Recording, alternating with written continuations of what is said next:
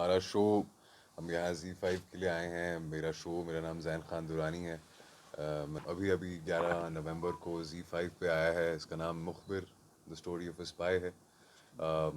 Show बहुत ही अच्छा receive हुआ है और उसके लिए बहुत बहुत शुक्रिया करना चाहता हूँ तमाम ऑडियंस का, जिन्होंने इस शो को बहुत सराहा है, बहुत प्यार दिया है, बहुत मोहब्बत दी है। और मेरी पहली प्रेस कॉन्फ्रेंस है अपने अपने वतन में, अपने मुल्क में, अपने घर में, श्रीनगर में। तो बड़ा खुश महसूस कर रहा हूँ कि हमारे शो की इतनी सक्सेस के बाद हम यहाँ प्रेस कॉन्फ्रेंस के लिए आए और अपनी आवाम से खिताब करें। मुखबिर द स्टोरी ऑफ स्पाई एक स्पाई की कहानी है, एक मेकिंग ऑफ स्पाई की कहानी है। एक ऐसा लड़का जो एक छलिया होता है, एक बड़ा ही आज़ाद ख्याल लड़का है, और 60s में आपको लेके जाती है कहानी। और उसको एक तरीके से ऐसे माहौल है, हिंदुस्तान अभी इंडो चाइना वॉर से बाहर आया है और कई सारी मुश्किलात दरपेश हैं मुल्क को। और उस सब के बीच में जो इंटेलिजेंस एजेंसी है वो बड़ा स्ट्रगल कर रही है कि उनके स्पाइज कामयाब नहीं हो रहे हैं। तो उस सब के बीच में वो साइट करते हैं एक लड़के को दिल्ली में, जो कि कश्मीर का बैकग्राउंड है, उस लड़के का ऑर्फन है, यतीम है। और लेकिन एक ऐसा लड़का है जो बड़ा ही ज़हीन है और छोटे छोटे ऐसे काम करता है, चालाकियाँ करता है, जिससे उसकी ज़िंदगी बसर होती है। उस सब में उसको देखा जाता है, उसको साइड किया जाता है। वो ट्रेंड नहीं है स्पाई बनने के लिए, लेकिन फिर उसको उठाया जाता है और कहा जाता है अब तुम जाओ और हमारा मिशन करके आओ।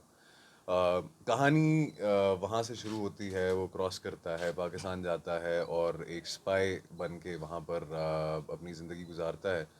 और उस सब में कैसे वो इन्फॉर्मेशन हासिल करता है वहाँ से, किस तरीके से किन किन लोगों की ज़िंदगी में जाके शामिल होता है, उनकी ज़िंदगी पे क्या असरात पड़ते हैं। हमने असल में वाकई में क्या होता है एक स्पाई के साथ, उसको क्या क्या कुर्बानी देनी पड़ती है अपनी ज़िंदगी के लिए, अपनी ख्वाहिशात की, अपनी असल आइडेंटिटी की, उसमें आपको लेके जाता है।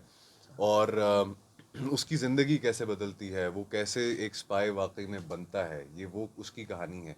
ये कहानी है किस तरीके से वो इन्फॉर्मेशन हासिल करता है और 65 की वॉर में हिंदुस्तान को जीत दिलाता है।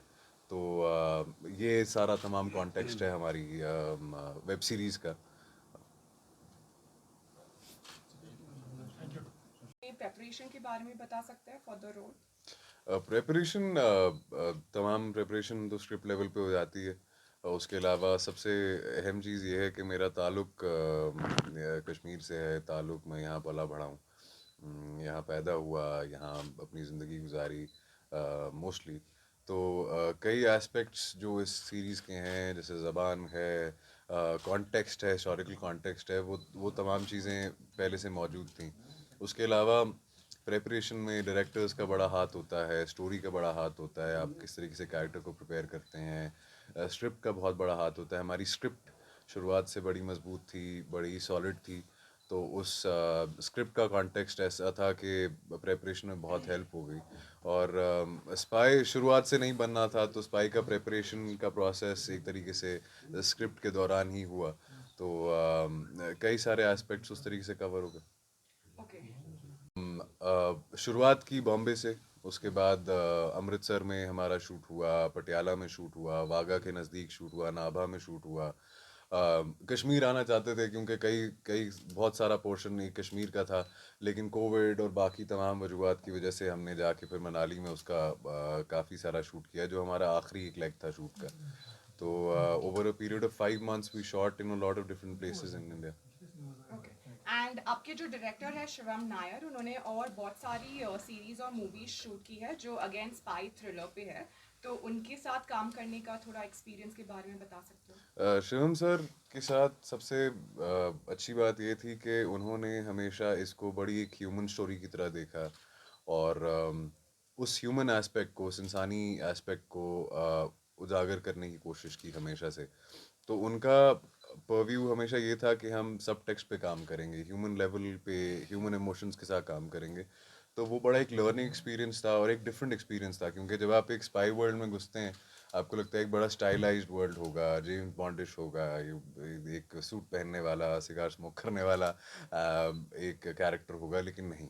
यहाँ पर उस स्टोरी को बड़े ही एक इंसानी सतह पर उजागर किया गया, एक इंसानी सतह पर उसकी उसको पेश किया गया। और उसका सारा क्रेडिट मेरे हिसाब से शिवम सर और जयप्रकाश देसाई को जाता है, जिन्होंने इस खास एस्पेक्ट को बहुत इम्पोर्टेंस दी, और जिसकी वजह से मेरा ख्याल है कि जब लोग भी हमारी सीरीज़ अब देख रहे हैं तो उनको भी वो एस्पेक्ट हमारा सबसे ज़्यादा पसंद आ रहा है।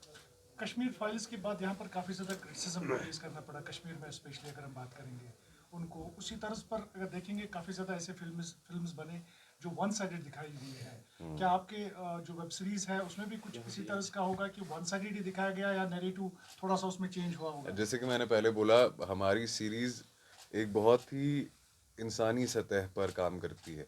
ये पॉलिटिकल स्टोरी या फिर उस तरीके से कम, एक इंसानी कहानी बहुत ज़्यादा है। इसमें आप सबसे ज़्यादा ये देखेंगे कि विदाउट डेल्विंग इनटू कोई भी ऐसे एस्पेक्ट्स, हमने इंसान के साथ क्या होता है। एक स्पाई तो है वो जिसकी ज़िंदगी में जाता है, वो दूसरे मुल्क का तो है, लेकिन आखिर में ये इंसान है, आखिर में ये इनकी अपनी अपनी कहानी है, ये अपने शख्स हैं, उनके साथ क्या होता है, उनकी ज़िंदगी में क्या असरात पड़ते हैं, ऐसे एक इतना बड़ा मिशन करने जा रहा है कोई भी इंसान। तो आप एक्सपेक्ट करेंगे कि यार बड़ा हीरोइक होगा, नहीं। हर एक को एक मुश्किल पेश आती है, एक उसका अपना इंटीरियर डायलेमा होता है, एक अपने पर्सनल स्ट्रगल होता है, एक पर्सनल उससे गुजरता है इंसान।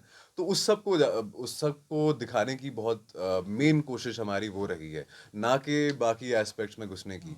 तो आप ये देखेंगे कि आखिर में आप किसी एक एस्पेक्ट या एक जाविया नज़र से नहीं देखेंगे इसको, आप एक इंसानी जाविया नज़र से देखेंगे। कि आप ये देखेंगे कि वाकई में एक इंसान, अगर आप उस जगह पे डाले जाते, आपके साथ ऐसा होता, तो आप आपको क्या मुश्किलात दरपेश आती, आपकी ज़िंदगी में क्या असर होता।